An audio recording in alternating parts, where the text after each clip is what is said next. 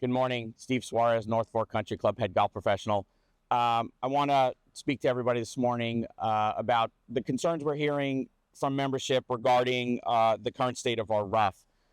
A couple of years ago, we did our renovation, and this golf course is in conditions that none of us have ever seen here before. Our greens are some of the best that I played on all season. Our fairways are tight, they're firm, and yes, obviously our rough is different than it used to be.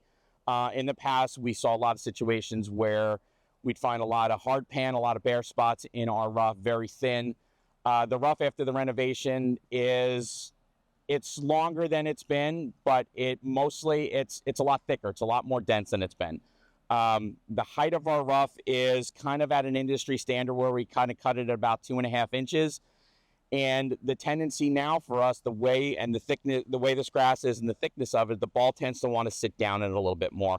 It doesn't have the ability to stand up so much. So we do want to let everybody know that we are hearing their concerns, and we are looking to kind of move forward and start to take it down a little bit.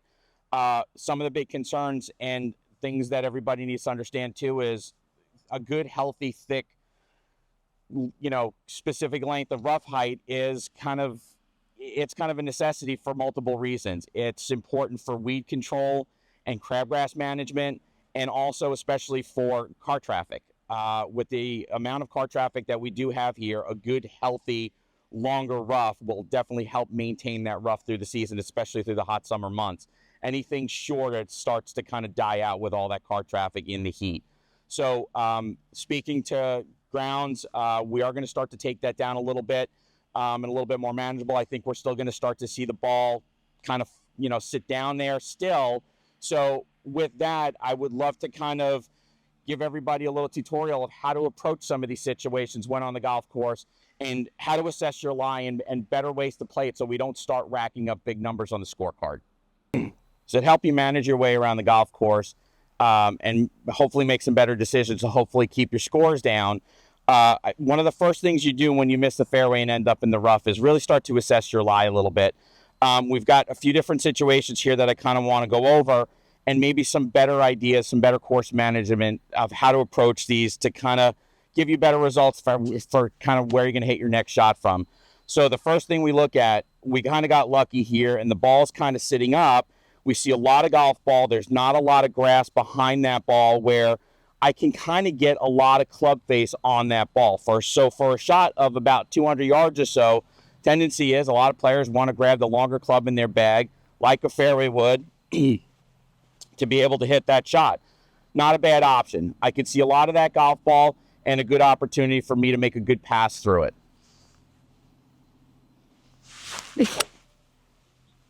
So as we look at this next situation, we can start to see that the ball starts to sit down a little bit more. With that, we also start to see that we get a little bit more grass between the ball and what would be the club face. So some players might still, for that same length shot, try to hit that fairway wood out of there. If you're strong enough, you're comfortable enough, it's a possibility. But for a lot of players, it becomes a little bit of a daunting task. So we have some options here. The first thing I would like to do is go to a club that's a little bit shorter. It's going to get me a little bit closer to the ball, a little bit more upright, and create a slightly more steeper attack angle down to the golf ball to hopefully get a little bit more club on that ball. So first thing I'm going to do is, I'm still playing that 200-yard shot. I'm going to grab a hybrid. The one change I'm going to make, though, is I'm going to try to take this ball back into a better play situation. So I'm going to be looking more into the fairway instead of trying to take this down, say the rough line per se, to get it closer to the green. So I'm going to take the hybrid, and I'm going to try to put it back into play, back into the fairway. That one comes out of there pretty good. So if I'm still not comfortable with that little longer club like the hybrid, for a very similar lie, I'm going to go a little bit shorter. I've grabbed the mid iron here to grab my 7-iron, where again, I'm a little bit closer to it. The angle of attack should be a little bit steeper.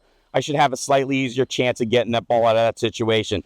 Again, big thought here is play this back into the fairway, thinking about where you want to play your next shot from.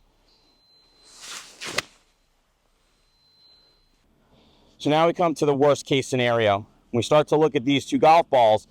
They're both sitting down a lot. And this is probably the tendency we're finding out there for a lot of players, that because the rough is so thick and so dense that it has a tendency to find its way down towards the bottom of it. So keep in mind, I'm still playing that 200-yard shot, and the tendency is, because of the yardage, the player still tends to want to grab the longer club in the bag like that fairway would, and because of all the grass between the club face and the ball, the ability to get it out of that lie and move it down the fairway isn't very good.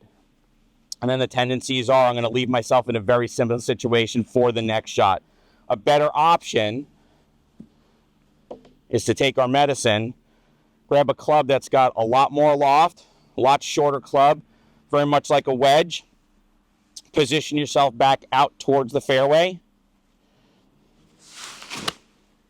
Get it out of that situation and put yourself in a better situation for your next shot in, keeping those scores down. So in conclusion, we do want membership to know that we do hear their concerns. We are addressing it. Chris and his crew will be taking the rough down a little bit to hopefully make it a little bit more manageable. But we're still going to find ourselves in situations with good, healthy rough that the ball will tend to want to sit down a little bit. Use the tools that I gave you here of how to approach these shots, how to approach or assess the lie to figure out how you want to approach it, what club selection you want to make to put yourself in the best position to hit that next shot. Keep those scores down.